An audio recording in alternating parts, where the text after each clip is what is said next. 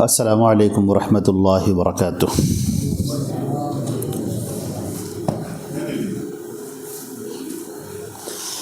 اعوذ باللہ من الشیطان الرجیم، بسم اللہ الرحمن الرحیم۔ یاسین والقرآن الحکیم انک لمن المرسلین علی صراط مستقیم تنزیل العزیز الرحیم لتنذر قوما ما انذر آباؤهم فهم غافلون لقد حق القول على أكثرهم فهم لا يؤمنون إنا جعلنا في أعناقهم أغلالا فهي إلى الأذقان فهم مقمحون وجعلنا من بين أيديهم سدا ومن خلفهم سدا فأغشيناهم فهم لا يبصرون۔ حضرات گرامی، یہ سورہ یاسین کی چند آیات آپ کے سامنے میں نے تلاوت کی ہیں۔ سب سے پہلے تو ہم سورہ یاسین کے بارے میں یہ بتا دیں کہ بہت سارے لوگوں نے سورہ یاسین کے ایسی فضیلتیں بنا رکھی ہیں جو حدیثوں میں وارد نہیں ہیں۔ کچھ لوگوں نے تو اس کو یہاں تک کہا کہ اس کو مردوں پر پڑھا جائے، مردے جس کی موت کا وقت قریب آ رہا ہو اس کے اوپر اس کو پڑھا جائے، مگر اس کی بھی کوئی صحیح روایت موجود نہیں ہے۔ کچھ لوگوں نے کہا کہ یہ قرآن پاک کا دل ہے، مگر یہ بھی بات درست نہیں۔ یاد رکھنا چاہیے ہمیشہ سے، ایک اصولی طور پر ایک بات یاد رکھنا چاہیے کہ قرآن پاک پورا کا پورا اللہ کا کلام ہے۔ اللہ رب العزت نے اس قرآن پاک کو اتارا ہے، یہ اللہ کا کلام ہے، اور اس قرآن پاک کو سمجھانے کے لیے، اس کی وضاحت کے لیے اللہ تعالیٰ نے اپنے نبی حضرت محمد مصطفیٰ صلی اللہ علیہ وسلم کو مبعوث فرمایا۔ تو آپ یہاں پر غور فرمائیں کہ صرف کتاب نازل نہیں ہوئی ہے، اس کے ساتھ رسول بھی ہیں۔ ایسا نہیں کہ اللہ نے صرف کتاب اتار دی، نہیں، اس کے ساتھ رسول بھی ہیں۔ اور جب رسول کو بھیجا گیا تو باقاعدہ قرآن پاک میں اس کا اعلان کر دیا گیا کہ سنو، وما آتاکم الرسول فخذوہ وما نہاکم عنہ فانتہوا، یہ رسول جو اس بات کا بھی تم کو حکم دیں وہ لے لو، اور جس بات سے منع کریں اسے ٹھہر جاؤ۔ یہ اللہ کے نبی صلی اللہ علیہ وسلم کی یہ حیثیت اللہ نے اجاگر کر کے دوسروں کے سامنے بیان فرما دی۔ اب جو بہت اونچی بات اور بالکل دو ٹوک اور سچی بات ہے وہ یہ کہ خود اللہ کے نبی کے بارے میں اللہ تعالیٰ نے فرمایا وما ينطق عن الهوى ان هو الا وحی یوحی، محمد اپنی دل سے، اپنی مرضی سے کچھ نہیں بولتے ہیں، یہ جو بھی بولتے ہیں اللہ کی اتاری ہوئی وحی ہوتی ہے۔ یہیں سے آپ یہ دیکھیں کہ یہ آیت مبارکہ ایک ایسی آیت ہے کہ اس نے گمراہی کے سارے دروازے بلاک کر دیے، بند کر دیے۔ یہ آیت اب آپ دیکھیں گے کہ گمراہی کیسے شروع ہو رہی ہے۔ اللہ کے نبی صلی اللہ علیہ وسلم نے سورۃ الفاتحہ کے فضائل بیان فرمائے، سورۃ الفاتحہ کے، یہاں تک کہ آپ نے فرمایا، اللہ کے نبی صلی اللہ علیہ وسلم تشریف فرما تھے، اچانک آپ نے فرمایا کہ آج آسمان کا ایسا دروازہ کھلا ہے جو اس سے پہلے کبھی نہیں کھلا۔ پھر آپ نے فرمایا کہ آج آسمان سے وہ فرشتہ اتر رہا ہے جو اس سے پہلے کبھی نہیں اترا۔ پھر تھوڑی دیر کے بعد آپ نے فرمایا کہ آج مجھے 2 صورتیں ایسی دی گئی، آیات ایسی دی گئی ہیں جو اس سے پہلے کسی کو نہیں دی گئی. وہ ہے سورۃ الفاتحہ اور سورہ بقرہ کی آخری 2 آیات. آپ نے دیکھا اللہ کے نبی صلی اللہ علیہ وسلم نے سورۃ الفاتحہ کے فضائل بیان فرمائے. ایک صحابی سے آپ نے فرمایا کہ کیا میں تم کو ایک عظیم سورہ نہ بتاؤں؟ انہوں نے کہا اللہ کے رسول ضرور مجھے بتائیے، بالکل بتائیے. آپ کچھ نہیں بولے. کہا ٹھیک ہے بتائیں گے. پھر اپنی نماز میں مشغول ہو گئے، عبادت میں مشغول ہو گئے. نماز کے بعد پھر سب لوگ جدا ہو گئے، سب اپنے اپنے جانے لگے. اللہ کے نبی بھی تشریف لے جانے لگے. اب وہ صحابی دوڑ کر آئے اور کہنے لگے اللہ کے رسول آپ نے کہا تھا کہ میں تمہیں ایک عظیم سورہ بتاؤں گا. آپ مسکرائے. آپ یہی تو دیکھنا چاہتے تھے کہ طلب ہے کہ نہیں، یہ شوق ہے کہ نہیں. آپ نے فرمایا کہ وہ ہے 7 المثانی من القرآن، قرآن پاک کی یہ 7 دہرائی جانے والی آیتیں، یعنی سورۃ الفاتحہ.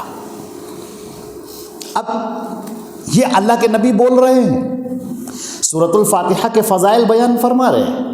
اور اسی طریقے سے آپ نے فرمایا سورۃ البقرہ کی آخری 2 آیتوں کے بارے میں. جب آپ معراج میں گئے تو آپ کو وہاں پر جو تحفے دیے گئے ان میں سے ایک سورۃ البقرہ کی آخری 2 آیتوں کا تحفہ دیا گیا.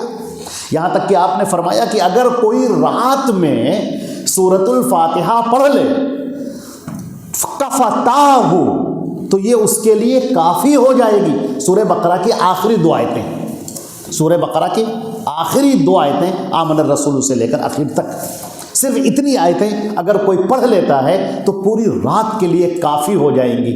محدثین نے اس کے 2 مطلب بیان کیے گئے، دونوں صحیح ہیں. ایک یہ کہ ہر طرح سے اس کی حفاظت کی جائے گی، اس طور پر بھی کافی ہے، اور عبادت کے لحاظ سے بھی کافی ہے کہ اللہ تعالیٰ اس قدر ثواب عطا فرما دے گا اس کے پڑھنے پر کہ کافی ہے. اب یہ فضیلت کس نے بیان کی؟ یا اللہ کے نبی نے بیان کی. سورۃ الفاتحہ کی فضیلت اللہ کے نبی نے بیان کی. قل هو اللہ احد کی فضیلت کے ثلث القرآن تعدل ثلث القرآن، 1/3 قرآن پاک پڑھنے کے برابر جو ثواب ہوتا ہے وہ ثواب سورۃ الاخلاص قل هو اللہ احد یہ سورہ پڑھنے پر ملتا ہے. آپ سوچیں تھوڑی دیر کے لیے کہ یہ فضیلت بیان کس نے کی ہے؟ یہ اللہ کے رسول نے بیان کی ہے. اب میں آپ سے ایک سوال کرتا ہوں سارے لوگوں سے، کیا حضرت ابوبکر صدیق کو یہ حق حاصل ہے کہ وہ قرآن پاک کی کسی اور سورے کی کوئی فضیلت بیان کرے اپنی مرضی سے؟ حضرت امیر المومنین عمر بن الخطاب کو یہ حق حاصل ہے؟ سیدنا عثمان ذو النورین کو، حضرت علی مرتضیٰ کو، عشرہ مبشرہ کو، اصحاب بدر اور اصحاب حنین کو، اصحاب بیعت الرضوان کو کیا یہ حق حاصل ہے کہ وہ اپنی مرضی سے یہ کہیں کہ اس سورے میں یہ فائدہ ہے، اس سورت کے یہ فضائل ہیں؟ کوئی بیان کر سکتا ہے؟ میرے بھائیو یہیں سے بات بالکل 2 ٹوک ہو جاتی ہے. یہ نقطہ جہاں آپ کی سمجھ میں آ گیا، گمراہی کے سارے دروازے بند ہو جائیں گے، بالکل بند، بلاک بالکل. پہلی قومیں اسی طرح سے گمراہ ہوئی ہیں. پہلی قومیں گمراہ ہوئی کہ اچھا یہ فضائل ہیں تو یہ بھی ہے، یہ بھی تو اللہ کا کلام ہے، اس میں بھی یہ فضیلت بڑھا دیتے ہیں. صحابہ کرام کا معاملہ کیا تھا کہ وما آتاکم الرسول فخذوہ، رسول تمہیں جو دیں وہ لے لو، اور جس بات سے منع کریں ٹھہر جاؤ، کیونکہ یہ پوزیشن صرف انہی کو حاصل ہے، باقی کسی کو حاصل نہیں ہے. آج آپ دیکھیں گے، ابھی سورہ یاسین ایک دم سے ذہن میں آ گیا کہ سورہ یاسین کے بارے میں بیان کر دیں، تو میرے ذہن میں یہ بھی آیا کہ سورہ یاسین کی فضیلت لوگوں نے بہت ساری بنا رکھی ہے، یہاں تک کہ قبرستان میں اس کو پڑھنے کو بہت بڑے ثواب کا اجر بنا رکھا ہے. اب ہم وہ جھوٹی روایتیں نہیں آپ کے سامنے بیان کریں گے، لیکن آپ یہ سمجھ لیجئے کہ اس طرح کی بنائی ہوئی ساری باتیں جعلی ہیں، ڈپلیکیٹ ہیں، فیک ہیں، جھوٹی، جو اپنی مرضی سے کوئی فضائل بیان کرنا شروع کرتے ہیں. یاد رکھیے گا یہ ہمیشہ، یہ ہمارے دین کا اصل الاصول ہے.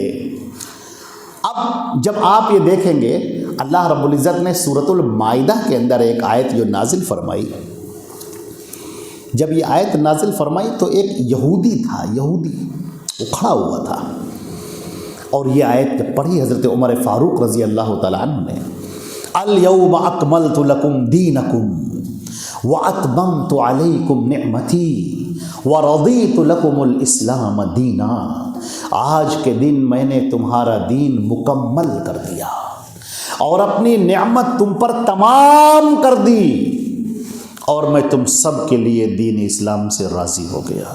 وہ یہودی کہنے لگا کہ اگر یہ آیت ہمارے ہاں تورات میں نازل ہوئی ہوتی تو ہم اس کو جشن کا دن منا لیتے۔ حضرت عمر فاروق نے کہا کہ وہ دن مجھے خوب اچھی طرح سے یاد ہے جب یہ آیت نازل ہوئی تھی، یہ حجۃ الوداع کا موقع تھا اور اللہ کے نبی صلی اللہ علیہ وسلم پر یہ آیتیں نازل ہوئی تھیں اور آپ نے سب کو پڑھ کر سنائی تھیں یہ آیتیں۔ وہ کیا دن تھا۔ لیکن وہ جو یہودی نے بات کہی ہے وہ بات بڑی گہری ہے۔ اس یہودی نے اپنی قوم کو بکھرتے ہوئے دیکھا تھا، اس نے بنی اسرائیل کے ٹکڑے ٹکڑے ہوتے ہوئے دیکھا تھا، اس کے گروہ در گروہ ہوتے ہوئے دیکھا تھا، حالانکہ تورات ایک ہے اور موسیٰ ان کے نبی بھی ایک ہے۔ سارے یہودی تورات پر ایمان رکھتے ہیں، سارے یہودی موسیٰ علیہ السلام پر ایمان رکھتے ہیں، لیکن پھر ٹکڑے ٹکڑے کیوں ہوئے؟ بنی اسرائیل 72 فرقوں میں کیوں بٹے؟ جماعتیں گروہ در گروہ۔ اس یہودی نے اس آیت کو سن کر یہی بات کہی تھی، اور آج ہم اس آیت کو پڑھتے ہیں لیکن آج ہمارے ہاں بھی دیکھیے کتنے جماعتیں موجود ہیں۔ اس نے کیا کہا؟ تورات اور موسیٰ علیہ السلام، تورات کے ماننے والے بھی اور موسیٰ علیہ السلام کو اپنا نبی اور رسول ماننے والے بھی، یہ سب کے سب جہنم میں جائیں گے، اور جہنم میں جانے کی ان کی وجہ یہ نہیں ہے کہ وہ تورات کو نہیں مانتے یا موسیٰ کو نہیں مانتے، یہ وجہ نہیں ہے۔ وجہ یہ ہے کہ انہوں نے اس تورات کے علاوہ دوسری کتاب تیار کر لی مسنات کے نام سے، اور موسیٰ کو وہ درجہ دے دیا جو الوہیت کا درجہ ہے، وہ درجہ نہ دیا جو رسالت کا درجہ ہے، وہ درجہ دیا جو الوہیت کا درجہ ہے، الہ بنا دینے کا درجہ ہے۔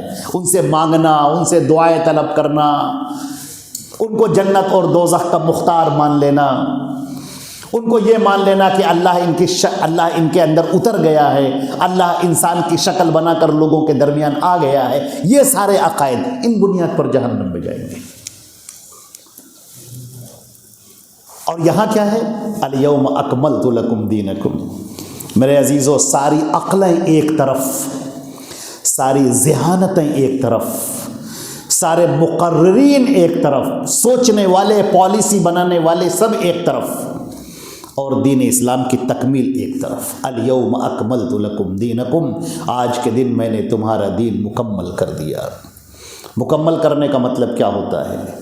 مکمل کرنے کا مطلب یہ ہے کہ اب اس میں بڑھانے کی یا گھٹانے کی کوئی گنجائش نہیں۔ آپ مسلمانوں کی زندگیوں پر نگاہ ڈالیے اور جتنے فرقے مسلمانوں کے اندر وجود میں آئے ہیں سب کو پڑھیے، دیکھیے، آپ کو نظر آئے گا کہ الگ سے کچھ چیزیں ان کو ملی ہوئی ہیں جس کو وہ چمٹے ہوئے ہیں، الگ سے بہت ساری چیزیں لیے ہوئے ہیں۔ یہ ہمارے شیخ نے بتایا ہے، یہ ہمارے امام نے بتایا ہے، یہ ہمارے بزرگ کہتے چلے آئے ہیں، یہ ہمارے بزرگان دین کا اس پر عمل رہا ہے۔ یہ آپ ہر فرقے کے اندر آپ جھانک کر دیکھ لیجئے، سارے فرقے کسی نہ کسی شخصیت پر قائم ہیں، کسی نہ کسی پرسنالٹی سے وہ جڑے ہوئے ہیں۔ ایک پرسنالٹی ہو یا دو ہو یا چار ہو یا پانچ ہو یا زیادہ ہوں، کم ہو یا زیادہ ہوں، وہ جڑے ہوئے ہیں۔ اور قرآن پاک نے کیا کہا تھا؟ وَمَا آتَاكُمُ الرَّسُولُ فَخُذُوهُ، رسول جو تمہیں دے وہ لے لو، جس بات سے منع کریں ٹھہر جاؤ۔ اب دین کو بتانے کا حق کس کو ہے؟ دین کو کون بتائے گا؟ دین کی تشریح کون کرے گا؟ جنت دوزخ کے بارے میں کون بتائے گا؟ اللہ کی رضا کے بارے میں کون بتائے گا؟ ثواب اور جزا کے بارے میں کون بتائے گا؟ کس بات پر ثواب ملنا ہے، کس بات پر گناہ ملتا ہے، یہ کون بتائے گا؟ یہ اللہ کے نبی بتائیں گے صلی اللہ علیہ وسلم۔ اور وہ پھر جس طرح سے بتائیں گے اس طرح سے قبول کرنا ہے، جس حیات پر بتائیں گے، جس طریقے پر بتائیں گے اس طریقے پر اس کو لینا ہے، اس سے ہٹ کر لینا وہ قابل قبول نہیں۔ اللہ کے نبی صلی اللہ علیہ وسلم ایک مرتبہ گزرے، آپ نے دیکھا حضرت سعد رضی اللہ تعالی عنہ، سعد بن ابی وقاص رضی اللہ تعالی عنہ نماز پڑھ رہے ہیں اور تشہد میں اپنے ہاتھ رکھے ہوئے ہیں، اور جب انگلی اٹھانے کا جب موقع ہوتا ہے تو وہ دونوں ہاتھوں سے اپنی انگلی اٹھائے ہوئے ہیں، داہنے ہاتھ کی بھی شہادت کی انگلی اور بائیں ہاتھ کی بھی شہادت کی انگلی، دونوں انگلی اٹھائے ہوئے ہیں اور حرکت دے رہے ہیں دونوں انگلیوں سے۔ آپ نے کہا احد احد، نہیں، بس ایک انگلی سے، ایک انگلی سے، ایک انگلی سے، اسی نماز سے۔ آپ نماز سے گزر رہے ہیں، آپ نے دیکھا کہ ایک صحابی ہیں جو بائیں ہاتھ کو داہنے ہاتھ پر رکھے ہوئے ہیں۔ نماز میں جب آپ سینے پر ہاتھ باندھتے ہیں تو پہلے بایاں ہاتھ سینے پر اور اس کے اوپر داہنا ہاتھ ہوتا ہے، یہ طریقہ ہے سنت کا کہ داہنا ہاتھ اوپر رکھا جائے۔ ان کو آپ نے کیا دیکھا کہ بایاں ہاتھ اوپر ہے، داہنے ہاتھ نیچے ہے۔ آپ نے اسی نماز کی حالت میں ان کے ہاتھ کو اٹھا کر اوپر کر دیا، اتنی دیر بھی گوارا نہیں کی کہ وہ ان کو روکیں، نہیں، صحیح پڑھنا ہے تو صحیح طریقے سے۔ یہ کیا ہے؟ یہ اللہ کے نبی صلی اللہ علیہ وسلم کا اسوہ، ان کا نمونہ، ان کا حق، ان کی رسالت، ان کا بیان کرنا، ان کا دین کو سمجھانا، یہ اللہ کے نبی کی ڈیوٹی ہے، یہ ان کی ذمہ داری ہے، اور یہ ذمہ داری آپ کے بعد پھر ختم ہو جاتی ہے۔ اب کوئی اور نبی نہیں آئے گا، اب کوئی اور رسول نہیں آئے گا، اب کوئی آ کر یہ نہیں کہے گا اچھا یہ بھی کر لو، اچھا اس کو بھی اضافہ کر لو، اچھا یوں بھی کر لو، اچھا ایسے بھی کر لو۔ اب یہ اضافہ نہیں ہوگا عزیزان محترم، اسی لیے فرمایا گیا وما ينطق عن الهوى، محمد صلی اللہ علیہ وسلم اپنی خواہش سے، خواہش نفس سے وہ کچھ نہیں کہتے ہیں، اپنی مرضی سے کچھ نہیں کہتے ہیں دین کے بارے میں۔ دین کے جو معاملات ہیں، جس دین کو تبلیغ کے لیے آپ کو مامور کیا گیا ہے اور آپ کو مبعوث کیا گیا ہے، جس دین کو بتانے کے لیے، وہ دین اللہ کا اتارا ہوا دین ہے، وہ محمد الرسول اللہ کا بدایا ہوا دین نہیں ہے۔ اور اتنی بڑی بات آپ کو بتائیں ہم اس کے آگے کی بات، سورۃ الحاقہ کے اندر اللہ نے فرمایا وَلَوْ تَقَوَّلَ عَلَيْنَا بَعْضَ الْأَقَاوِيلِ، اے نبی اگر آپ اپنی مرضی سے ہماری جانب کچھ باتیں منسوب کر دیں جو میں نے نہیں کہی، تمہارے اوپر نہیں اتاری، وَلَوْ تَقَوَّلَ عَلَيْنَا، اگر ہمارے اوپر تم اپنی مرضی سے کچھ باتیں منسوب کر دو، لَأَخَذْنَا مِنْهُ بِالْيَمِينِ ثُمَّ لَقَطَعْنَا عَنْهُ الْوَتِينَ، تو ہم اپنے داہنے ہاتھ سے تمہاری گدی پکڑ لیں گے اور تمہاری گردن کو کاٹ دیں گے، اور تم میں سے کوئی ان کو بچانے کے لیے نہیں آئے گا۔ یہ غضبناکی ہے، یہ غصے کا تصور ہے، اللہ رب العزت کا غضب ظاہر ہو رہا ہے کہ آسان ہے وہ دین جو ہم نے اتارا ہے، اس دین کو چھوڑ کر تم اپنی طرف سے باتیں اس کے اندر داخل کر دو۔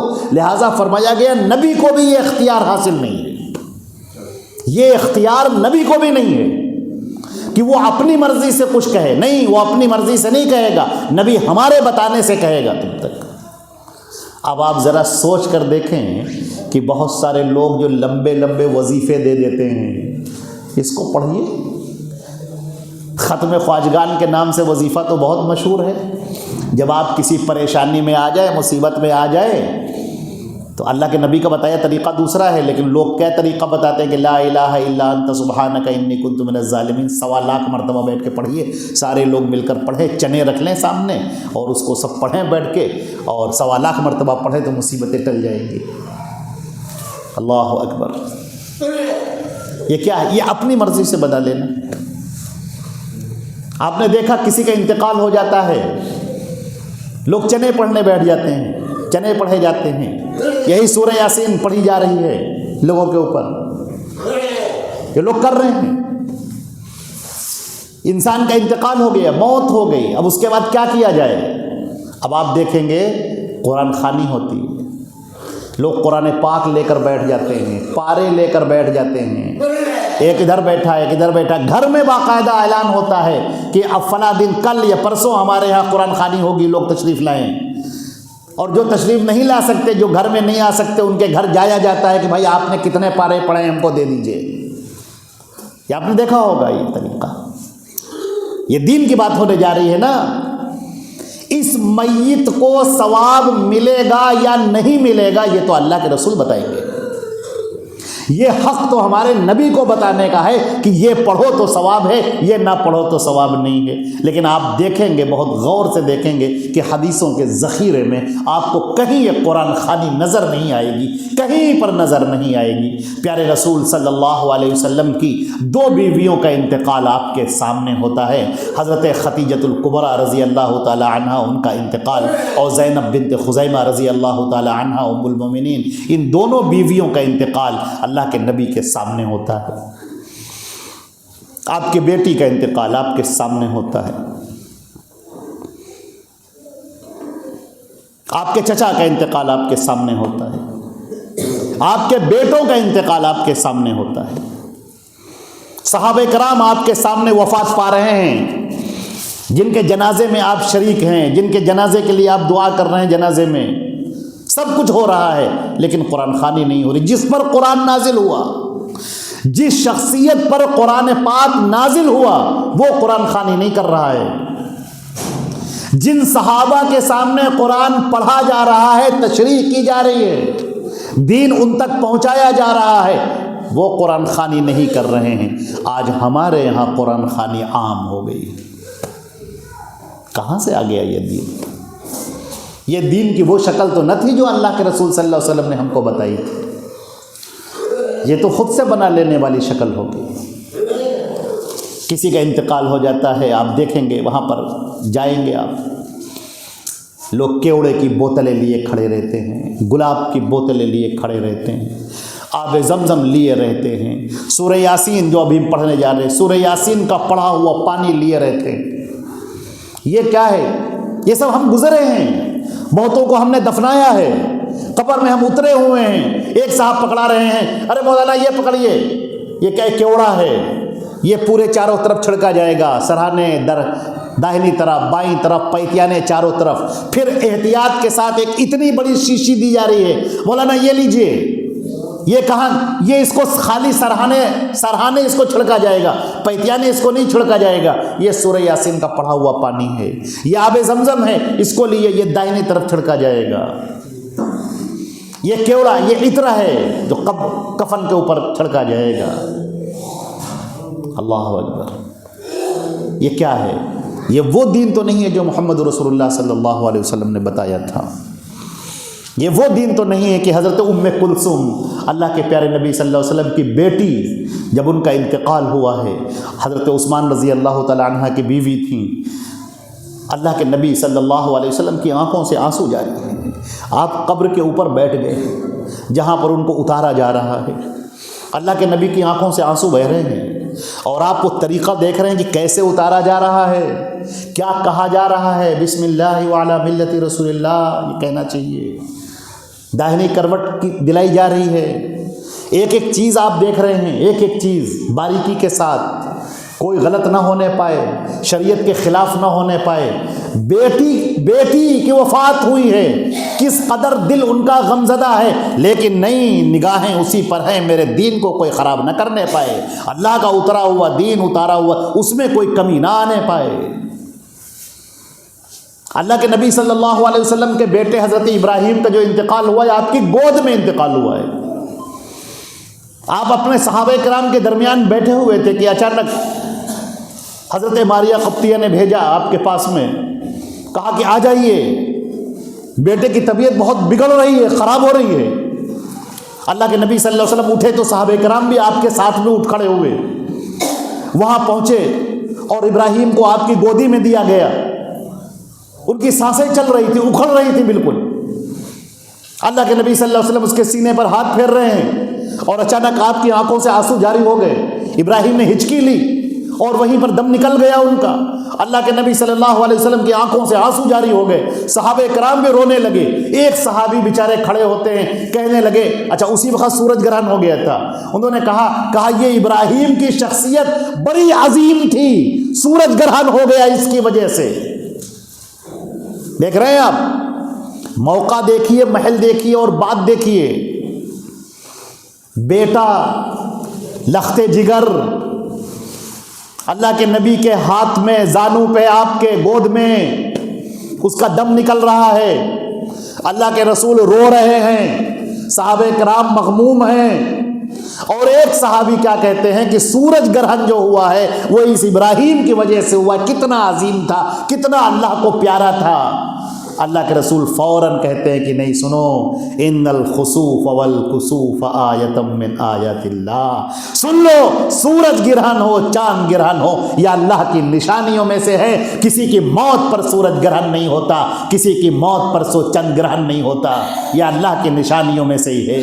اور پھر آپ نے کہا کہ میرا دل بڑا مغموم ہے اور آنکھیں آنسو بہا رہی ہیں, لیکن ہم وہی کہیں گے جو ہمارے رب کو پسندیدہ ہے. انا للہ و انا الیہ راجعون. دل پھٹا جا رہا ہے غم سے, ٹکڑے ٹکڑے ہوا جا رہا ہے, آنکھوں سے آنسو بہ رہے ہیں, لیکن زبان سے وہی نکلے گا جو اللہ پسند کرتا ہے. کوئی ایسی بات نہ نکلنے پائے جو اللہ کو ناپسند ہو جائے. عزیزان محترم, دیکھا آپ نے کہ اتنی چھوٹی سی بات بھی اللہ کے رسول نے گوارا نہیں کیا, اور اس موقع پر جبکہ غم کا موقع ہے, لیکن آپ نے وہاں پر کوتاہی نہیں کی, فوراً آپ نے اس کا رد کیا کہ خبردار, دین کے معاملے میں اپنی باتیں مت داخل کرو, دین کے معاملے میں اپنی طرف سے کچھ مت کہو. آج ہمارے یہاں کتنے ہی لوگ اپنی طرف سے باتیں کرتے ہیں, کتنے ہی لوگ جھوٹی حدیثیں سنا دیتے ہیں, کتنے ہی لوگ ضعیف اور موضوع روایت کے اوپر پورے مسائل گڑھ لیتے ہیں. آج ہندوستان کے اندر آپ دیکھیں گے عورتوں کی نماز کا طریقہ الگ ہے, مردوں کی نماز کا طریقہ الگ ہے. آپ نے دیکھا ہوگا, کہیں گے صاحب آدمی ہاتھ یہاں باندھیں گے اور عورتیں ہاتھ یہاں باندھیں گی, عورتیں ایسے سجدہ کریں گی, مرد ایسے سجدہ کریں گے. یہ بات کون کہہ سکتا ہے؟ یہ حق تو شارع کا ہے, یہ اللہ بتائے ہم کو, اللہ کا رسول ہم کو بتائے کہ عورتیں ایسے پڑھیں, مرد ایسے پڑھیں, عورتوں کے یہ فرق ہے, مرد کا یہ فرق ہے. لیکن آپ کو نظر نہیں آئے گا حدیثوں میں. وہاں تو یہ ہے کہ آپ کا خطاب عام ہے, صلو, اے لوگوں سنو, نماز ادا کرو جیسے مجھے نماز پڑھتے ہوئے دیکھتے ہو. اے لوگوں مجھے نمونہ بنایا گیا ہے, مجھے اسوہ بنایا گیا ہے. نبی نمونہ ہے, نبی اسوہ ہے, نبی کے مطابق نماز پڑھی جائے گی. اللہ کے نبی صلی اللہ علیہ وسلم منبر پر کھڑے ہو جاتے ہیں, وہاں پر آپ نماز پڑھ کر دکھاتے ہیں, اور جب سجدہ کا موقع آتا ہے تو منبر سے اتر کر نیچے سجدہ کرتے ہیں اور کہتے ہیں دیکھ لو یہ ہے نماز کا پڑھنا, یہ ہے اللہ کی نماز. آج عزیزو, آج ہمارے یہاں بڑی آسانی سے کہہ دیا جاتا ہے مرد یہاں ہاتھ باندھیں گے, عورتیں یہاں ہاتھ باندھیں گی. یہ فرق کہاں سے آیا؟ عورتوں اور مرد کی نماز کا فرق یہ کہاں سے آیا؟ یہ تم نے بنایا ہے, گڑھا ہے, اپنی مرضی سے گڑھا ہے تم نے, اللہ کے رسول نے نہیں بتایا ہے, اللہ کے نبی صلی اللہ علیہ وسلم کا بتایا ہوا طریقہ نہیں ہے, صحابہ کرام کا عمل کیا ہوا طریقہ نہیں ہے, یہ اپنی طرف سے گڑھا ہوا طریقہ ہے. نمازیں کس کے لیے پڑھ رہے ہو؟ اللہ کے لیے پڑھ رہے ہو.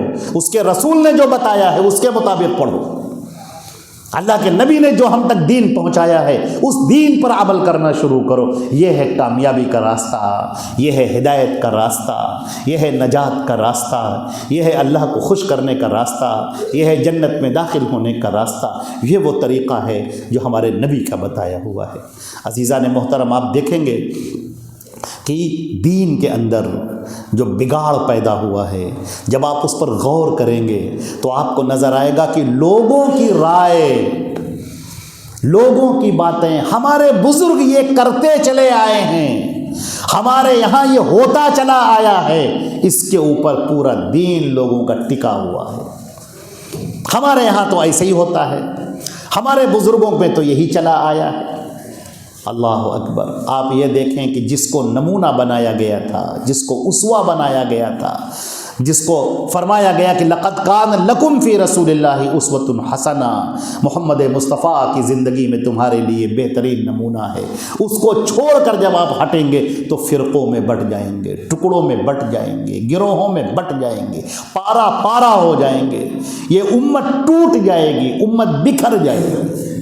اس لیے کہ جو اپنے نبی سے نہیں جڑی تو پھر نہ معلوم کتنے لوگ ہیں، ہر ایک آئے گا اور اپنی طرف آواز دے گا اور اپنی طرف آپ کو لے کر چلے گا. اللہ نے فرمایا الیوم اکملت لکم دینکم، آج کے دن ہم نے تمہارا دین مکمل کر دیا، کمپلیٹ کر دیا. جیسے کوئی چیز ہوتی ہے مکمل کر کے دے دی جائے، اب نہ اس میں اضافہ ہوگا نہ اس میں کمی ہوگی، اور قیامت تک کے لیے ہے یہ دین، قیامت تک کے لیے ہے. ہم آپ عمل کریں نہ کریں یہ ہماری اپنی مرضی ہے، دین ویسے ہی باقی رہے گا. دین سچا ہے، دین پیور ہے، دین اپنے آپ میں بالکل مکمل ہے. اس میں کسی دوسرے کی رائے کی ضرورت نہیں ہے، کسی کی ذہانت کی ضرورت نہیں ہے. کوئی اس میں آ کر اپنی رائے پیش کرے، اپنی مرضی سے کچھ باتیں کہے اور اپنی مرضی سے رسم و رواج بنا دے، اپنی مرضی سے طریقے بنا دے، اپنی مرضی سے نمازوں کے پڑھنے کے طریقے بنا دے، اپنی مرضی سے مسائل کے انبار کھڑے کر دے، یہ کسی کی کوئی گنجائش نہیں ہے. اللہ نے فرمایا اتممت علیکم نعمتی، اپنی نعمت تم پر ہم نے تمام کر دی ہے. یہ نعمت ہے میری، دین اسلام اللہ کی نعمت ہے، اور یہ نعمت اللہ رب العزت نے عطا فرما دیا، دے دیا. اور اس نعمت کی جو قدر نہیں کرنے والا ہے، جس کو یہ نعمت دی گئی، اللہ رب العزت نے نعمت عطا فرما دی، اور پھر وہ اس نعمت کی قدر نہ کرے اور اس سے اپنا منہ موڑے رہے، تو کس قدر وہ خسارے میں ہے، کس قدر دھوکے میں ہے. اور فرمایا وَرَضِيتُ لَكُمُ الْإِسْلَامَ دِينًا، میں راضی ہو گیا تمہارے لیے دین اسلام سے. اللہ کو راضی کرنا چاہتے ہو، اللہ کو خوش کرنا چاہتے ہو، تم چاہتے ہو کہ اللہ راضی ہو جائے، اللہ خوش ہو جائے، تو اللہ کے بتائے ہوئے طریقے پر عمل کرو، پھر اپنی مرضی کے بتائے ہوئے طریقوں پر عمل نہ کرو. عزیزان محترم، جس دن یہ بات سمجھ میں آ گئی تو آپ کے سامنے ہم نے عرض کیا کہ یہ قرآن ہدایت کی کتاب ہے، یہ قرآن دو ٹوک باتیں کرتا ہے، یہ سچائی کی راہ دکھاتا ہے، جنت کی راہ دکھاتا ہے، روشنی ہی روشنی ہے، یہاں تاریکی کا کوئی گزر نہیں. ساری گمراہی کے راستے بلاک ہو جاتے ہیں، بند ہو جاتے ہیں، اور راستہ صرف ایک باقی رہتا ہے.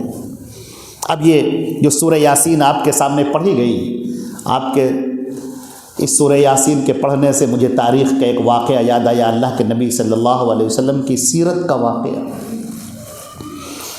اللہ کے نبی صلی اللہ علیہ وسلم نے جب اسلام کو پیش کیا لوگوں کے سامنے، جب دعوت پیش کی، پورا عرب آپ کا دشمن ہو گیا، ہمارے معبودوں کے خلاف کھڑے ہو گئے.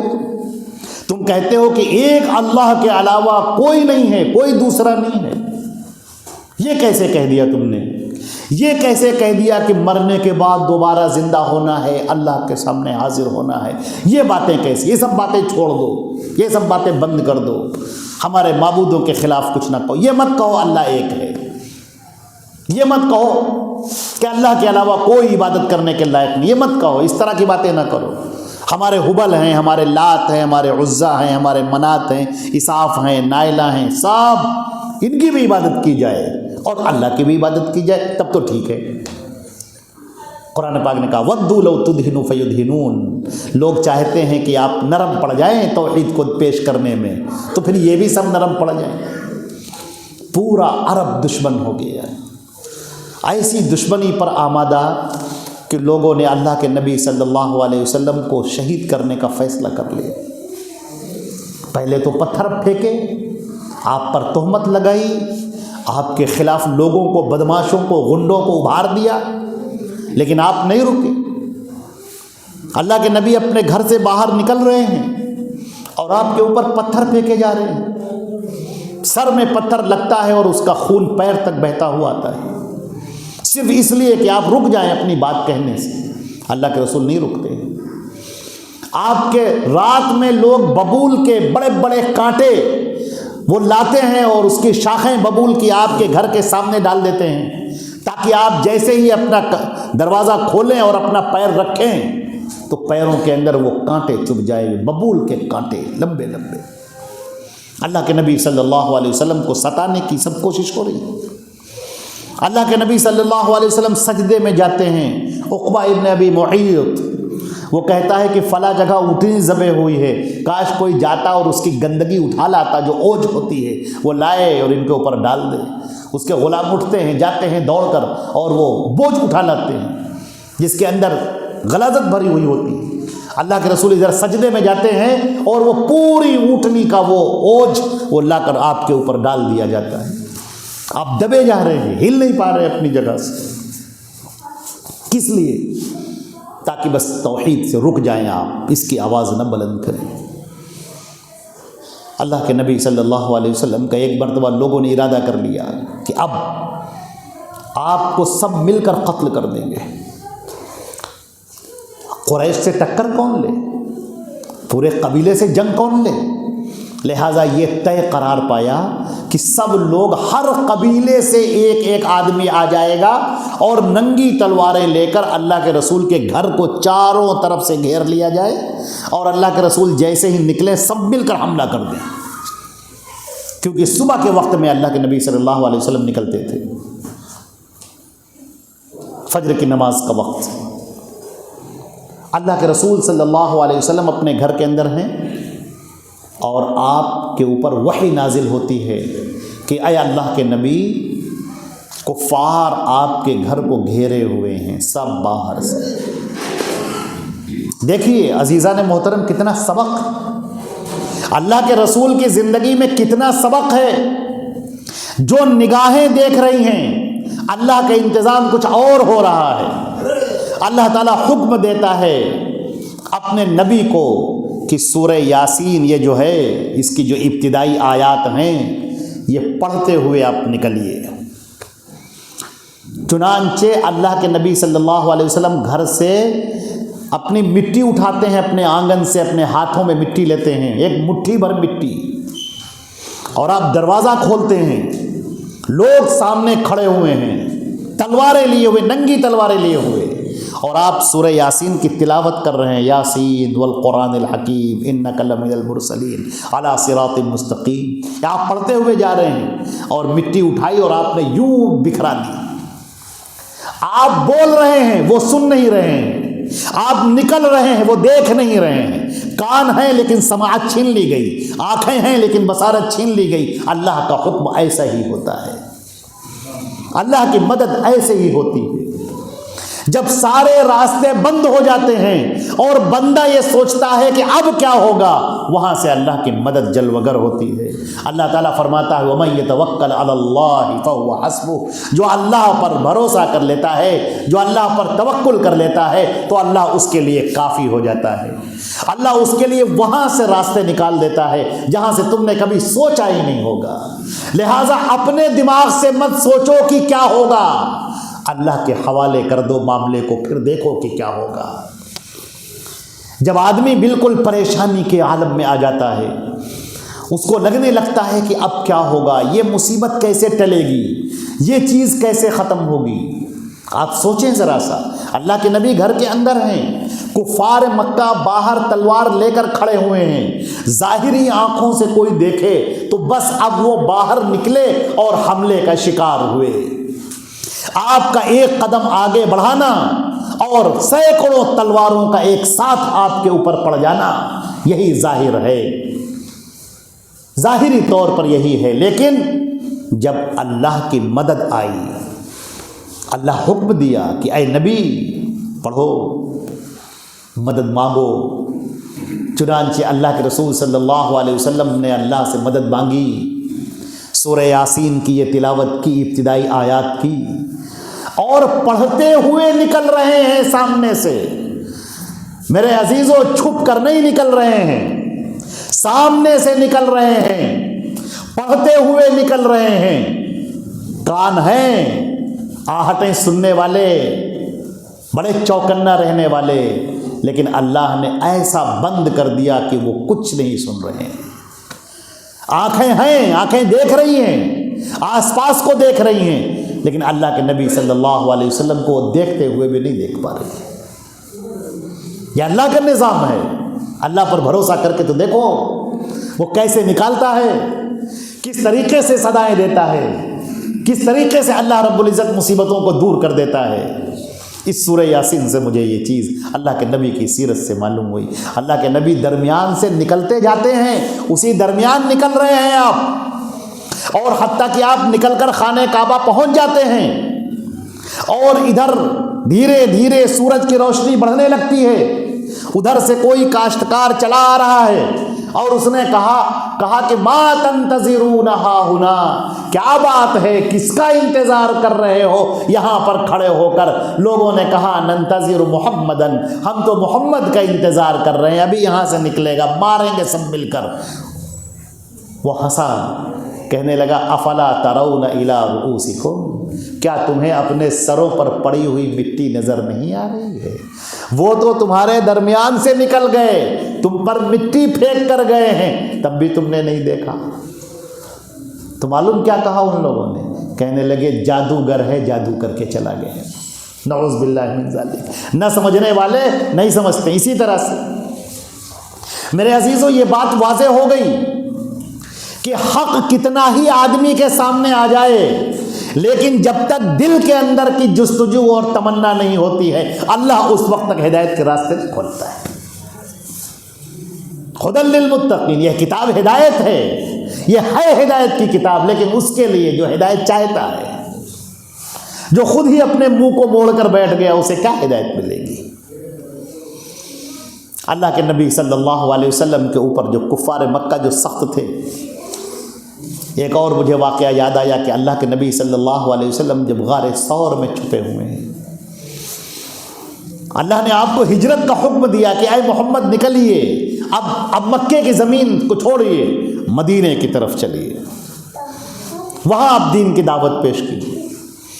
اللہ کے نبی صلی اللہ علیہ وسلم نکلتے ہیں، حضرت ابو بکر صدیق رضی اللہ تعالیٰ عنہ کو اپنے ساتھ لیتے ہیں، اور حضرت ابو بکر صدیق رضی اللہ تعالیٰ عنہ جب آپ کے ساتھ میں ہوتے ہیں تو حضرت اسما رضی اللہ تعالیٰ عنہ، حضرت اسما وہ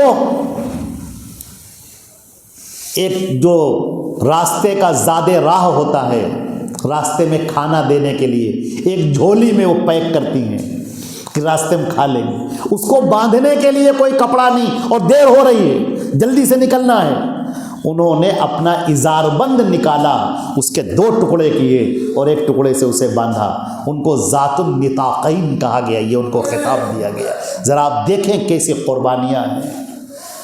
اللہ کے رسول حضرت ابوبکر صدیق کے ساتھ میں چلتے ہیں اور غار ثور کے پاس پہنچتے ہیں، اور وہاں جا کر آپ قیام کرتے ہیں، رک جاتے ہیں۔ پورے مکے کے اندر ہلچل مچی ہوئی ہے، ایک شور مچا ہوا ہے، غوغا برپا ہے، محمد کہاں گئے، محمد کہاں گئے، ڈھونڈو ڈھونڈو۔ ابو جہل کہتا ہے کہ جو محمد کو ڈھونڈ کر لائے گا وہ فوراً 100 اونٹوں کا انعام پائے گا، 100 اونٹوں کا انعام، 100 اونٹ دیے جائیں گے اس کو۔ لوگ ڈھونڈ رہے ہیں، تلاش کر رہے ہیں۔ میرے عزیزو، اب دیکھیے ایک ایسا موقع آتا ہے، قرآن پاک میں بھی اس کا ذکر ہے، اللہ نے قرآن پاک میں اس کا ذکر کیا ہے۔ کبھی سوچیے تو صحیح کہ قرآن پاک میں ذکر کیوں آیا ہے، کیا اس کی وجوہات ہے؟ غار ثور میں اللہ کے نبی چھپے ہوئے ہیں، حضرت ابو بکر بھی آپ کے ساتھ میں ہیں، اور ڈھونڈنے والے پہاڑوں کے اوپر ڈھونڈ رہے ہیں، چکر لگا رہے ہیں، ان کے قدموں کی آہٹ نیچے سنائی پڑ رہی ہے۔ حضرت ابو بکر بے چین ہوئے جا رہے ہیں، کہنے لگے کہ اے اللہ کے رسول، ان میں سے اگر کسی نے جھانک کے اپنے پیروں کے پاس دیکھ لیا، لرآنا، ہمیں دیکھ لے گا، ہم پکڑے جائیں گے۔ ابو بکر مضطرب ہیں، اللہ کے رسول مطمئن ہیں۔ وہ کیا کہتے ہیں؟ کہتے ہیں ابو بکر، تمہارا کیا خیال ہے ان 2 کے بارے میں جس کا تیسرا اللہ ہو؟ اللہ کے نبی فرماتے ہیں قرآن پاک نے ذکر وَثَانِيَ اثْنَيْنِ إِذْ هُمَا فِي الْغَارِ إِذْ يَقُولُ لِصَاحِبِهِ لَا تَحْزَنْ إِنَّ اللَّهَ مَعَنَا، اور وہ دو میں سے ایک جب وہ غار میں چھپے ہوئے تھے اور وہ کہہ رہا تھا کہ مت پریشان ہو، اللہ ہمارے ساتھ ہے۔ اللہ پر توکل، اللہ پر بھروسہ، اللہ پر اعتماد اندھیروں کو چیر کر روشنی پیدا کر دیتا ہے، جہاں سے کوئی راستہ نہ ہو وہاں سے راستے نکال دیتا ہے، انسان کو جو سمندر کے اندر ڈوب رہا ہو اس کو نکال لیتا ہے، موت کے منہ سے کھینچ کر لے آتا ہے۔ حالات کتنے بھی خراب ہو جائیں اللہ ایسے حالات بنا دیتا ہے کہ انسان کو یقین نہیں آتا ہے۔ یہ اللہ پر توکل، اللہ پر بھروسہ، یہ ہمارے نبی نے سکھایا ہے کہ کیسے اللہ پر توکل کیا جاتا ہے، کیسے اللہ پر بھروسہ کیا جاتا ہے۔ تمہارا رب ایک لمحے کے لیے بھی تم سے غافل نہیں ہے، ایک لمحے کے لیے بھی تم سے اس کی نگاہیں ہٹی نہیں ہیں۔ وَهُوَ عَلِيمٌ خَبِيرٌ، وہ بہت جاننے والا ہے، بہت باخبر ہے، ایک ایک صورتحال کا اندازہ ہے۔ وہ تو صرف تمہیں دیکھ رہا ہے کہ تم کرتے کیا ہو، تمہارا رویہ کیا ہے، تمہارا برتاؤ کیا ہے۔ تمہاری دکان چل رہی تھی، بند ہو گئی، کاروبار ٹھپ ہو گیا، اللہ دیکھ رہا ہے تم کرتے کیا ہو، کہاں جاتے ہو، کس کو پکارتے ہو، کس کی طرف جاتے ہو، کیا منہ سے نکال رہے ہو تم، کیا بول رہے ہو تم۔ ابھی تک تو تمہاری بڑی نمازیں تھیں، اب کیا ہوا، اب دیکھنا ہے۔ ابھی تک تم بڑے اللہ سے محبت کے دعوے دار تھے، اب ہم نے تم کو بھوکا رکھا ہے، اب بتاؤ۔ وَلَنَبْلُوَنَّكُمْ بِشَيْءٍ مِّنَ الْخَوْفِ وَالْجُوعِ وَنَقْصٍ مِّنَ الْأَمْوَالِ وَالْأَنفُسِ وَالثَّمَرَاتِ وَبَشِّرِ الصَّابِرِينَ۔ ہم ضرور آزمائیں گے، کبھی تھوڑا بھوک دے کر آزمائیں گے، کبھی پھلوں میں کمی کر دیں گے، تجارتوں میں کمی کر دیں گے، کبھی تکلیف ڈال دیں گے، کبھی مصیبت ڈال دیں گے، کبھی تمہارا دل ٹوٹے گا، کبھی تمہارے اوپر پریشانیاں آئیں گی، پریشانیاں تم کو گھیریں گی، ہم دیکھیں گے تم کرتے کیا ہو۔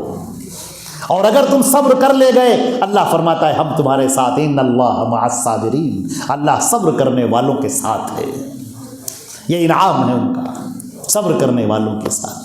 ہم لوگ تو ذرا ذرا سے معاملے پر خفا ہو جاتے ہیں، ذرا ذرا سے معاملے پر پریشان ہو جاتے ہیں۔ ایک طرف پریشانی آئی، دوسری طرف شیطان مردود آ گیا، اچھا اب اس کو بہکانے کا موقع ملا ہے، اب اسے بہکائیں گے ہم۔ اب آ گیا وسوسے ڈالنے کے لیے۔ بڑی نمازیں پڑھا کرتے تھے، بڑی لمبی داڑھی رکھا کرتے تھے تم، بہت ذکر و اذکار کیا کر، اب بتاؤ کیا ہوا؟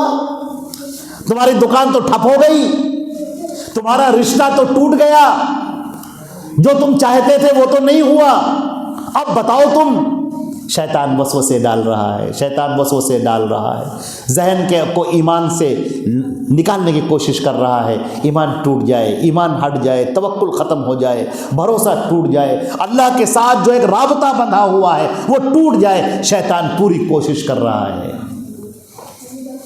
حضرت داؤد علیہ السلام نے کہا تھا اپنے زبور کے اندر، ان کی جو دعائیں تھیں ان میں کہا تھا، اے میرے پروردگار، یہ شیطان وسوسے ڈالتا ہے، میرے پروردگار میں تجھ سے بھاگ کر کہاں جاؤں گا؟ آسمانوں میں جاؤں گا تو تیری پکڑ ہے، زمینوں میں چلا جاؤں گا تو تیری پکڑ ہے، سمندروں میں چھپ جاؤں گا تو تیری پکڑ ہے، جنگلوں میں جاؤں گا تو تیری پکڑ ہے، میں تجھ سے بھاگ کر جاؤں گا کہاں؟ اور جب میں تجھ سے کہیں نہیں بھاگ سکتا تو پھر تیرے سوائے کوئی اور کہاں ہے؟ میں صرف تجھی کو پکاروں گا جو بھی حالات میرے اوپر آئے۔ شیطان مردود کو مایوس کرو۔ لوگ ایسی زبان سے ایسے الفاظ نکال دیتے ہیں، ایسے جملے نکال دیتے ہیں، ایسی باتیں نکال دیتے ہیں جس کی وجہ سے ایمان سلب ہو جاتا ہے، آدمی کفر کے اندر داخل ہو جاتا ہے۔ جب بھی خوشی کا موقع آئے یا جب بھی غم کا موقع آئے، ان دونوں موقعوں پر اپنے آپ پر کنٹرول رکھو۔ خوشی کا موقع زبان سے غلط سلط، ارے صاحب آپ ہی کی وجہ سے تو سب ہوا ہے، نہیں، آپ ہی کی وجہ سے نہیں ہوا ہے، اللہ کی وجہ سے سب کچھ ہوا ہے۔ غم ہو جائے تو ایسے الفاظ نہ نکالو جو اللہ کو سخت ناپسند ہو۔ اللہ کے نبی صلی اللہ علیہ وسلم نے کیا کہا تھا کہ میری آنکھیں رو رہی ہیں، دل غموں سے چور چور ہے، لیکن ہم وہی کہیں گے جو میرے رب کو پسندیدہ ہے۔ اللہ کے نبی صلی اللہ علیہ وسلم کے اوپر جو حالات آئے، جس طرح سے ان کو گزارا گیا، جس طریقے سے صحابہ کرام پر حالات آئے، کیسے انہوں نے برداشت کی، تکلیفوں کو برداشت کیا. کس کے لیے؟ دین کے لیے. اور یہ دین، یہ اللہ کی جو نعمت ہے، اتنا آسان نہیں کوئی اس کو ٹھکرا دے اور ٹھکرا کر سکون پا جائے. نہیں، یہ اللہ کا اتارا ہوا دین ہے. جو اس کو لے گا وہی کامیاب ہوگا، اور جس نے اس دین کو چھوڑ دیا اس کا حشر بہت برا ہوگا. قرآن پاک کی آیات سنیے. اعوذ باللہ من الشیطان الرجیم، بسم اللہ الرحمن الرحیم. یاسین والقرآن الحکیم. یاسین قسم ہے قرآن حکیم کی، اس قرآن کی جو حکمتوں سے بھرا ہوا ہے. انک لمن المرسلین، بے شک آپ رسولوں میں سے ہیں. اے محمد صلی اللہ علیہ، ایک تو آپ لوگوں کے درمیان پیدا ہوئے، لوگوں کے آپ کسی کے چچا ہیں، کسی کے باپ ہیں، کسی کے بھائی ہیں، کسی کے دوست ہیں، کسی کے بھتیجے ہیں. یہ لوگوں میں آپ کے پوزیشن ہے. لیکن ٹھہرو، اس پوزیشن کے علاوہ سارے لوگ سن لیں، سارے انسان اور سارے جنات سن لیں کہ اللہ کے رسول کی ایک اور پوزیشن ہے. وہ یہ ہے انک لمن المرسلین. آپ کو رسول بنایا گیا ہے. آپ محمد نبی ہیں، آپ رسول ہیں. اللہ نے آپ کے سر پر نبوت کا تاج رکھا ہے، رسالت کا تاج رکھا ہے. اب آپ عام انسانوں کی طرح نہیں ہیں، اب آپ رسول ہیں. لوگوں کی باتوں کا انکار کر دو، کوئی بات نہیں ہے. رسول کی بات کا انکار کرو گے اللہ کا غضب نازل ہوگا. لوگ ایک دوسرے سے کوئی بات کہتے ہیں، تم نے مانا، تم نے نہ مانا، کوئی بات نہیں ہے. رسول نے تم سے جو بات کہی، اگر تم نے نہ مانا تو آسمان سے آفتیں ٹوٹ پڑیں گی. قرآن پاک کی آیت ہے. یا ایھا الذین آمنوا لا تبطلوا اعمالکم. اے ایمان والو، اپنے اعمال کو ضائع مت کرو. اطیعوا اللہ واطیعوا الرسول ولا تبطلوا اعمالکم. اے ایمان والو، اللہ کی اطاعت کرو، اس کے رسول کی اطاعت کرو، اپنے اعمال کو برباد مت کرو. اور دوسری آیت، فَلْيَحْذَرِ الَّذِينَ يُخَالِفُونَ عَنْ أَمْرِهِ. ان لوگوں کو چوکنا ہو جانا چاہیے. میرے عزیزو، بڑی آیت ہے، رونگٹے کھڑے ہو جائیں. ان لوگوں کو چوکنا ہو جانا چاہیے جو رسول کی مخالفت کر رہے ہیں، جو رسول کے اگینسٹ جا رہے ہیں، خلاف جا رہے ہیں. ان تصیبہم فتنۃ، کہ ان کے اوپر فتنے نہ آ جائیں. او یصیبہم عذاب علیم، یا دردناک عذاب ان کو گھیر نہ لے. آج آپ چاروں طرف غور کر کے دیکھ رہے ہیں، ایک ہاہاکار مچا ہوا ہے. لوگ کہہ رہے ہیں صاحب مسلمان پریشان کیوں ہیں، مسلمان ستائے کیوں جا رہے ہیں، مسلمانوں پر مصیبتیں کیوں آ رہی ہیں. اللہ نے فرما دیا ہے کہ دیکھو مسلمانوں، تمہاری تو بہت بڑی تعداد تھی. دنیا کا کوئی ایسا ملک نہیں ہے جو تم سے خالی ہو. سمندر کے ادھر بھی اور سمندر کے اس پار بھی تمہاری بڑی تعداد موجود ہے. لیکن فَلْيَحْذَرِ الَّذِينَ يُخَالِفُونَ عَنْ أَمْرِهِ. تم اپنے آپ پر غور کر کے دیکھو، تم کتنا محمد مصطفیٰ کی پیروی کرنے والے ہو. ذرا بتاؤ تو صحیح. موٹی موٹی کتابیں پڑھنے والے بتاؤ، قانون کی کتابیں پڑھنے والے بتاؤ، سائنس اور فزکس کی کتابیں پڑھنے والے بتاؤ، موٹی موٹی کتابوں کے پڑھنے والے بتاؤ، تم نے اللہ کے رسول کی کتنی حدیثوں کو پڑھا ہے؟ تم نے اللہ کی اتاری ہوئی کتاب کو کتنی مرتبہ پڑھا ہے؟ کتنی مرتبہ ایسا ہوا ہے کہ سورۃ الفاتحہ سے لے کر سورہ ناس تک تم نے اللہ کے پیغام کو پڑھ لیا؟ اور کتنی مرتبہ ایسا ہوا ہے کہ اللہ کے رسول کی حدیثوں کو تم نے پڑھا ہو؟ سوچ کر بتاؤ. تم کو تو پتہ ہی نہیں ہے کہ رسول نے کہا کیا ہے. تم اپنی زندگی کا جائزہ کیسے لوگے؟ جائزہ کیسے لوگے؟ ایک شادی اور بیاہ میں جب آدمی جانے کے لیے تیار ہوتا ہے تو جو کپڑے پہنتا ہے، کپڑے پہن کر آئینے کے سامنے کھڑا ہو جاتا ہے، اپنے آپ کو دیکھتا ہے، چیک کرتا ہے بٹن صحیح لگا ہے کہ نہیں لگا ہے، کپڑے صحیح میچ کر رہے ہیں کہ نہیں کر رہے ہیں، کریز صحیح پڑی ہے کہ نہیں پڑی ہے، کوئی داغ دھبا تو نہیں لگ گیا ہے، کوئی چیز تو یہاں پر نہیں لگ گئی. سب چیک کرتا ہے. وہ آئینے کے سامنے کھڑا ہوتا ہے. کبھی تم نے دیکھا ہے کسی کو کہ دیوار کے سامنے کھڑا ہو کر اپنے آپ کو صحیح کر رہا ہو؟ دیوار کے سامنے نہیں کھڑا ہوتا ہے، دیوار پہ کچھ نہیں دکھائی دیتا ہے. آئینے کے سامنے کھڑا ہوتا ہے، آئینے میں دکھائی دیتا ہے، اس لیے کھڑا ہوتا ہے. آج یہی معاملہ ہے۔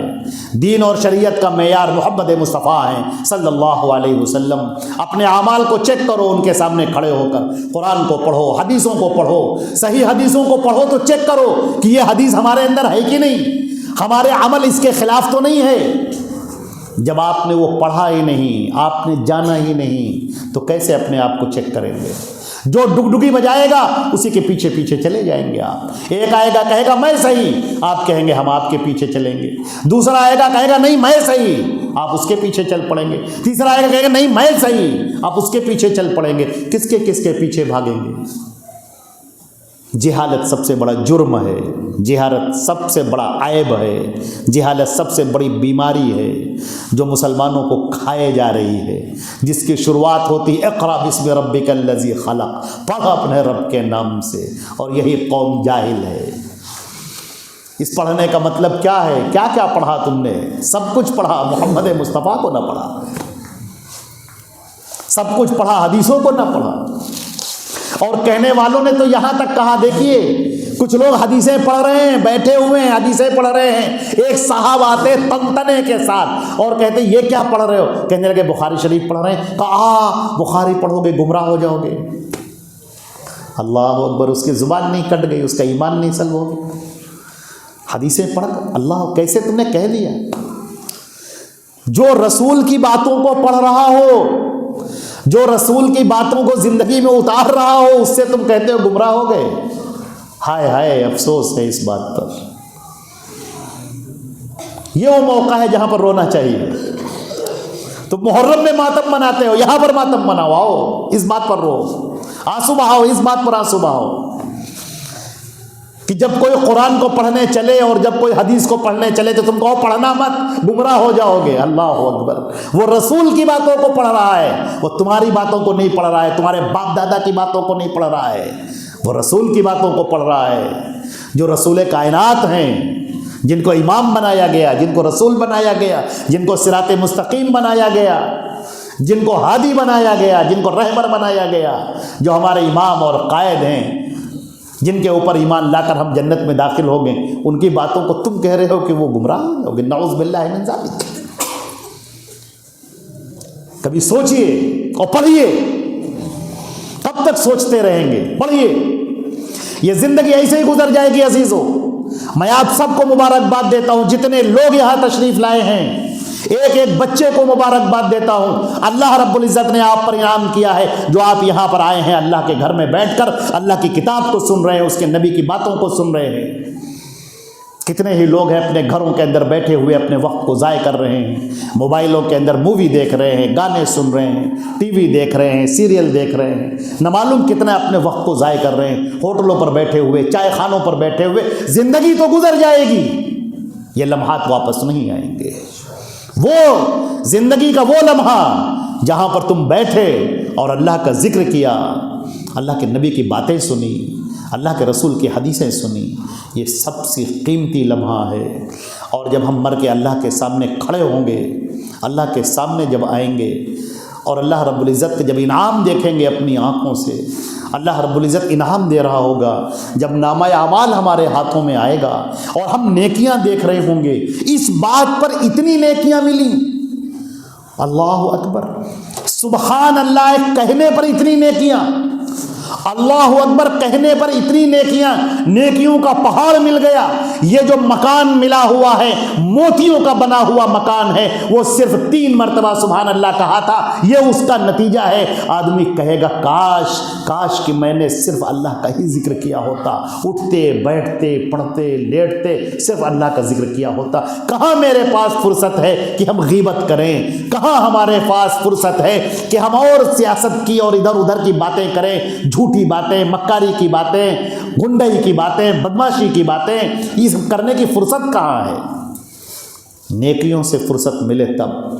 شیطان مردود ادھر نہیں آنے دیتا، نیکیوں کی طرف نہیں آنے دیتا، نیکیوں کی طرف روک دیتا ہے۔ موبائل آپ کے ہاتھ میں ہے، شیطان مردود وسوسے، آپ کا جی چاہتا ہے قرآن پاک کی تلاوت سنی جائے، کیا کہیں گے؟ اس موبائل سے قرآن کی تلاوت سن رہے ہیں، یہ موبائل مبارک آپ کا، آپ کا پیسہ صحیح جگہ پر لگا، آپ کا وقت صحیح جگہ پر لگا، اس پہ آپ حدیثیں پڑھ رہے ہیں، حدیثیں سن رہے ہیں، علماء ربانیین اہل الحدیث کی آپ تقاریر سن رہے ہیں، منہج سلف کو سمجھ رہے ہیں، کتنا عمدہ آپ کا وقت ہے، کتنا اچھا آپ کا پیسہ ہے کہ یہ اس چیز میں خرچ ہو رہا ہے، اس چیز میں لگ رہا ہے، اللہ کی رحمتیں ہو رہی ہیں۔ اور یہی جب حال بدل جائے، جب تبدیلی آ جائے، شیطان وسوسے ڈالے، آپ اٹھاتے ہیں موبائل تقریر سنیں گے، شیطان فوراً آتا ہے ذہن میں اور فوراً ڈالتا ہے نہیں یہ پہلے دیکھ لو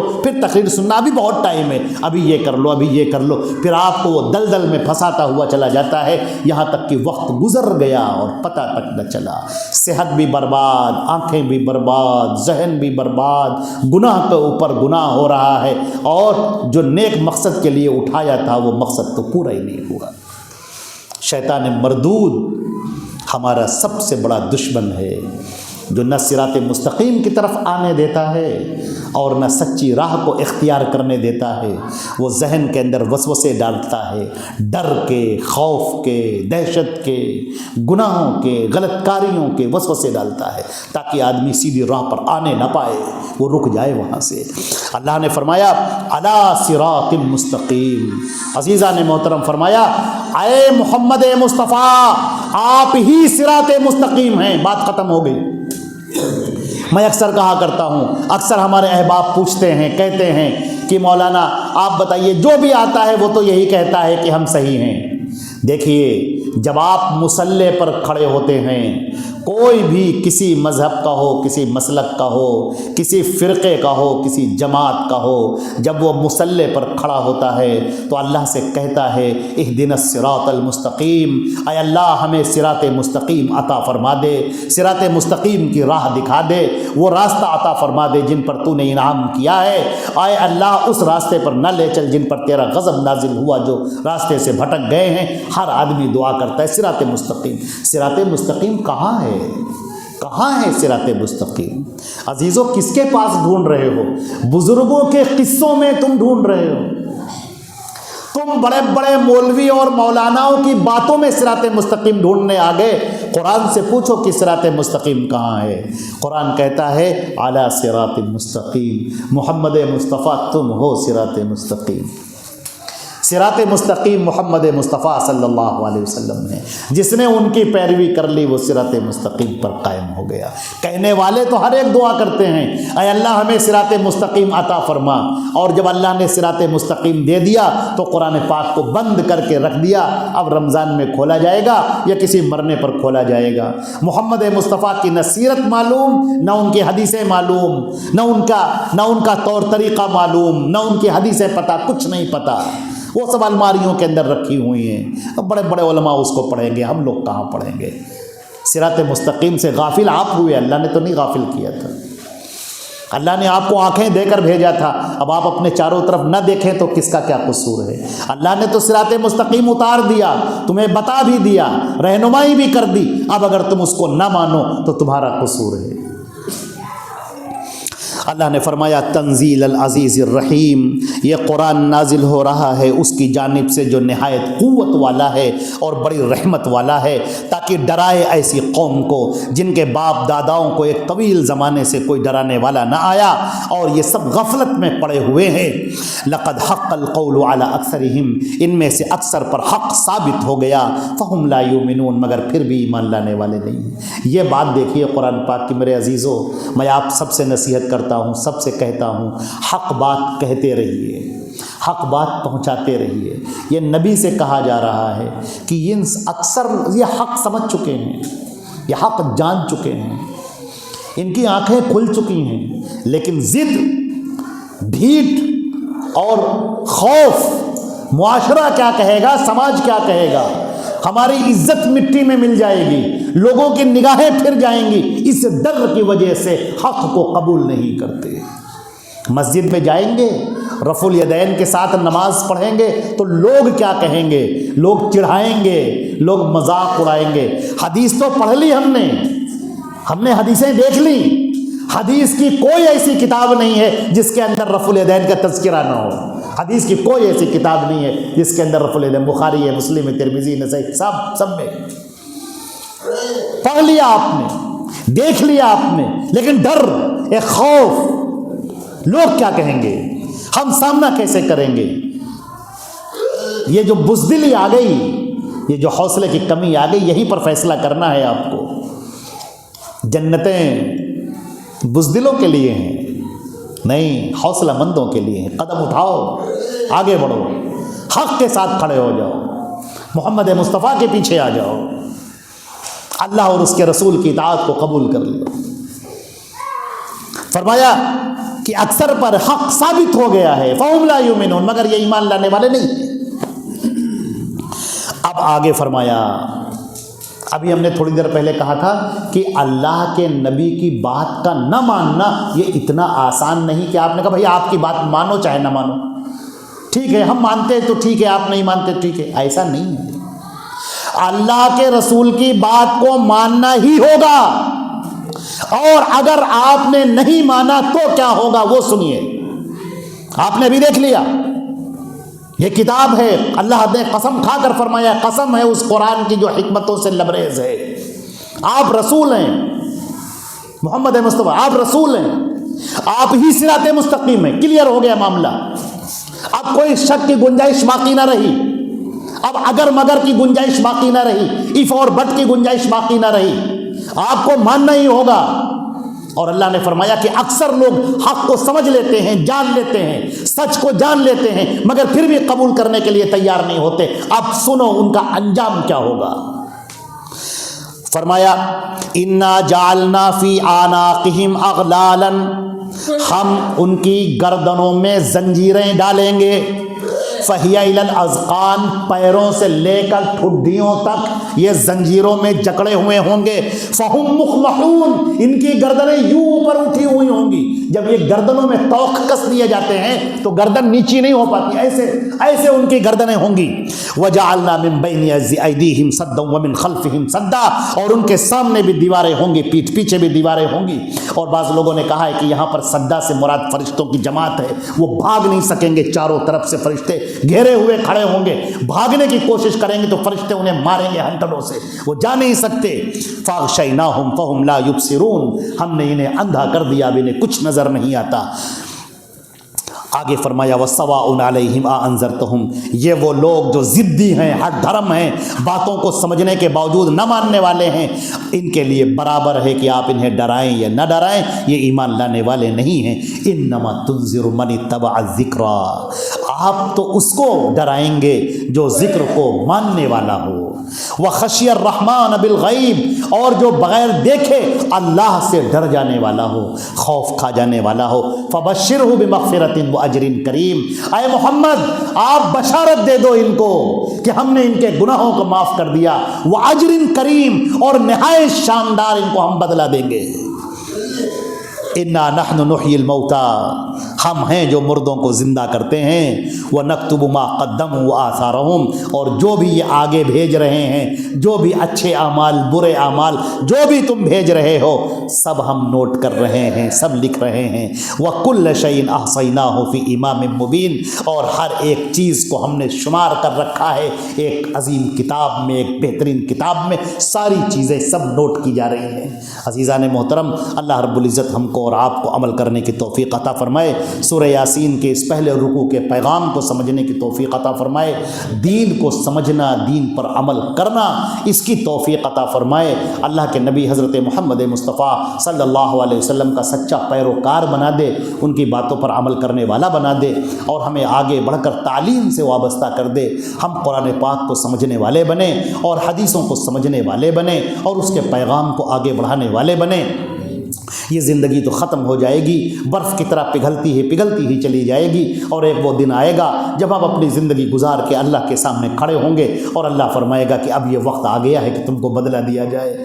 میرے عزیزوں، میرے بھائیوں، میرے دوستوں، میری ماؤں بہنوں، میرے پیارے بچوں، آؤ اس دین کو مضبوطی سے پکڑ لو۔ محمد مصطفیٰ جیسا امام، ان کا رہبر، وہ رسول ہمیں ملا ہے کہ جو پہلی امتوں کو نصیب نہ ہوا، پہلی امتوں کو ایسے رسول نصیب نہ ہوئے جو پوری امت کے لیے شفیع رفیق اور مہربان اور راتوں کو رونے والے اور اللہ سے ہمارے لیے سفارشیں کرنے والے اور اللہ کے سامنے امت کی بخشش کی دعا کرنے والے ہوں، ایسے رسول کسی کو نہ ملے۔ اور ہم ایسے محروم القسمت کہ ہم سب سے قریب ہوئے مگر اپنے رسول سے دور ہوئے۔ ہمیں ہر ایک کے چہرے پیارے ہیں، ہمیں خاندان پیارا ہے، دوست پیارے ہیں، ساتھی بچھڑ نہ جائیں، خاندان ٹوٹ نہ جائے، دوستیاں ٹوٹ نہ جائیں، ہم کو یہ پیارے محمد مصطفیٰ کی طرف نہیں دیکھا ہم نے، جس کی پیروی کرنی چاہیے، جس کے پیچھے پیچھے چلنا چاہیے، جن کی باتوں کو صرف تسلیم ہی کرنا ہے، اس میں انکار کی گنجائش ہی نہیں ہے۔ ہم نے انہیں نہ جانا، ہم نے انہیں نہ پہچانا۔ اللہ تعالی ہم کو اور آپ کو توفیق عطا فرمائے اور صحیح دین پر عمل کرنے کی توفیق عطا فرمائے۔ اور میں اپنے ان بھائیوں کو بھی بہت ہی زیادہ جزائے خیر کی دعا کرتا ہوں، اللہ تعالیٰ بہترین بدلہ دے، جنہوں نے یہ محفل سجائی ہے اور جو حضرات تشریف لائے ہیں، جو ہماری مائیں بہنیں تشریف لائی ہیں، اللہ تعالیٰ ان سب کو بہترین بدلہ عطا فرمائے، زندگیوں کو خوشحالی سے بھر دے، ایمان سے بھر دے، ایمان والی زندگی عطا فرما دے، پریشانیوں سے، مصیبتوں سے، کلفتوں سے، مسائل سے اے اللہ ہم سب کو آزاد کر دے، نجات عطا فرما دے، اے اللہ ہمارے لیے کافی ہو جا، اے اللہ اپنے فضل و کرم سے تمام پریشانیوں کو دور کر دے، اے اللہ خوشحالی عطا فرما دے، گھروں سے فقر کو، افلاس کو دور کر دے، ہماری جو بچیاں جن کے شادی ہو چکی ہے اے اللہ ان کی زندگیوں میں خوشیاں بھر دے، اور جن بچیوں کی ابھی شادی نہیں ہوئی ہے اے اللہ غیب سے ان کے لیے جوڑوں کا، نیک اور اچھے جوڑوں کا انتظام فرما دے، اے اللہ جن کی شادیاں ہو چکی ہیں اور جو ابھی اولاد سے محروم ہیں اے اللہ ان کو بہترین اولاد صالحہ عطا فرما دے، جن لوگوں کی شادیاں نہیں ہوئی ہیں اللہ ان کو بہترین رشتے اور جوڑے عطا فرما دے۔ اے اللہ اپنے فضل و کرم سے ہم سب کو دین سے جڑنے والا، دین سے وابستہ ہونے والا، دین پر اپنے آپ کو لگا دینے والا بنا دے۔ اللہم ربنا تقبل منا انک انت السمیع العلیم وتب علینا انک انت التواب الرحیم، وصلی اللہ علی محمد وآلہ وصحبہ اجمعین برحمتک یا ارحم الراحمین۔ والسلام علیکم ورحمۃ اللہ۔